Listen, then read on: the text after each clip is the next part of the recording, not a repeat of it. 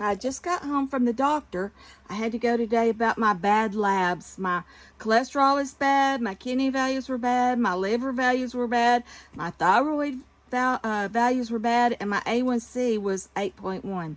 So I had to go in today to talk to her about getting on medicine for all that. And I just did not want to be on any more medicine because I already pay $400 and something a month for Eliquis, and $10 a month I'm on prescription vitamin D because I got osteoporosis. And anyway, I didn't want any more medicines.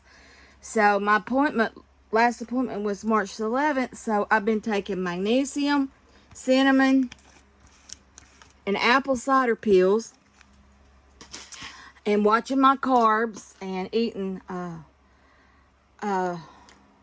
low carb and keto diet. And I had lost 6 more pounds from when I went to March the 11th till today. And my A1C was 6.3.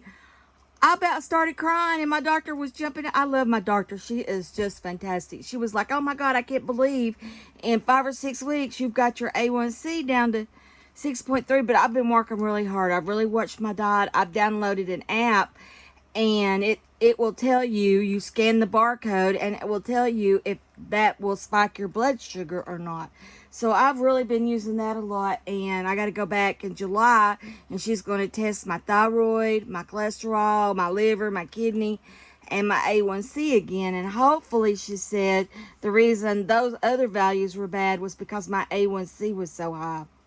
So anyway, I sure don't want to be on thyroid, kidney, liver, medicine, and insulin or whatever, and all that stuff. So anyway, so while I was out, guess where I went? Buy my cakes. And look what I found. I finally found David Copperfield. It's I think this is a mass market, which I don't really like them, but they never have any Dickens. They had a Dombey and Son and Nicholas Nickleby, but I didn't.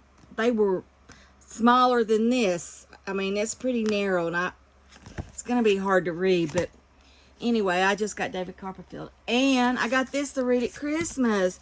It's got all Charles Dickens' Christmas Carol and other Christmas classics. So I got that. So I'm going to read that at Christmas. Plus, it's a really pretty book. Then I saw this, The Hare with Amber Eyes, a hidden inheritance, and it sounded pretty good. It says 264 Japanese wood and ivy carvings, none of them bigger than a matchbox. Edmund de Waal was entranced when he first encountered the collection in his great uncle's apartment. So anyway, that sounded pretty interesting. And then I got this, The Paper Garden, and it sounded really interesting. Mary Granville something Pendarvis Delaney was the witty, beautiful, and talented daughter of a minor branch of a powerful family, married off at 16 to a 61-year-old drunken squire to improve the family fortunes. Then widowed by 25, she would spurn many suitors over the next 20 years. After her second husband's death, she arose from grief, picked up a pair of scissors, and at the age of 72, created a new art form, mixed media collage. So I wanted to read about that. And then I got a book on Margaret Thatcher. I've been looking for one. And I saw this, Foundation, The History of England from its early beginnings to the Tudor. And everybody knows me. I like British history since I'm Scottish, Irish, English, and Welsh. So I wanted to learn more about that. And then I saw this book of Scotland. So I got it. I love learning about Scotland. It's such a beautiful country. They had one on Ireland, but I didn't like it. It was pretty messed up. Then I got this on Wade Hampton, a Confederate warrior and conservative statesman. I've heard a lot about Wade Hampton, and he was apparently a really good warrior soldier. So anyway, we'll see. And then I got this, The Unfinished Palazzo, Life, Love, and Art in Venice. And it sounded pretty good, about a great Venetian family. A palazzo was commissioned to be built, but the project was abandoned with only one story complete. And apparently they come along and try to redo it. I don't know, but anyway, that sounded pretty good. And then I've been reading a lot about and watching a lot on YouTube about the Kennedy assassination and all the theories. And this was what Oliver Stone's movie JFK was based on. So I thought I'd read a little bit about it.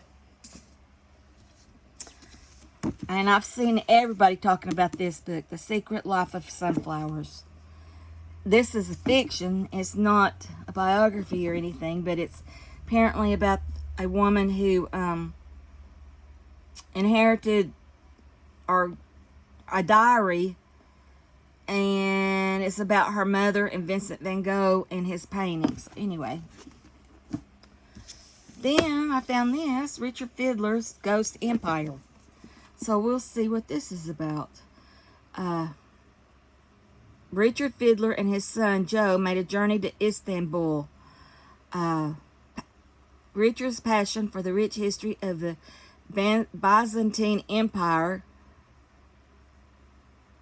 centered around Constantinople. I don't know anything about that area, so I thought I would read it.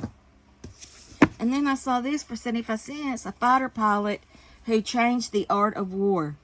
So that sounded pretty interesting. Don't know anything about him. Don't really know anything about fighter pilots, so I thought I'd read that. And then I've heard so much in history about John Adams, Thomas Jefferson, and who was the third one? They all did. They were friends, but then they had a falling out. And anyway, that relationship. And then I saw this, Aztec, and it looks brand new. But anyway, it's the extraordinary story of the last and greatest native civilization of North America. It is told in the words of one of the most robust and memorable characters in modern fiction. His name is Mixtel Darkcloud. So anyway, I thought that would sound pretty good, even though it's fiction. And then I got a book on Dolly Madison. Who doesn't like to read about Dolly Madison? And the last book is The American Eden. I've seen people talking about this. Botany and Medicine in the Garden of the Early Republic. So I thought I'd check that one out. So anyway, that's my book haul. Thanks for watching. Bye.